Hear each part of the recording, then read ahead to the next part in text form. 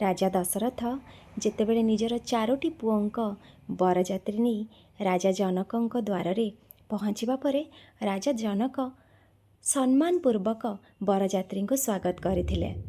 तापरे राजा दशरथ आगकू जाई जनक पाद छुईले।